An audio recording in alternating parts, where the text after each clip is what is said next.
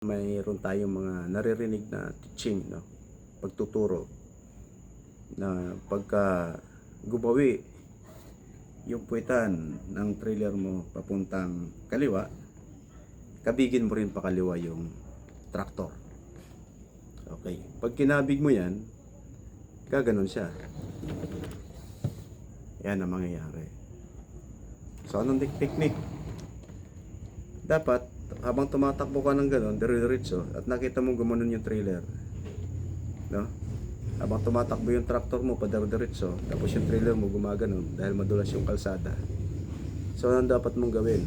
Tapakan mo accelerator, tapakan mo, yan, para mahabol niya yung sumisyete na trailer, at pitikin mo yung trailer brake ng konti para mabilis sumunod doon sa tractor yung trailer mo.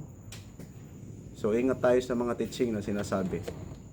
Pag kumaliwa ang trailer, kaliwa mo rin yung tractor. Huwag mo daw kukontrahin. So mali ho yun. So maraming nagpapatunay na hindi dapat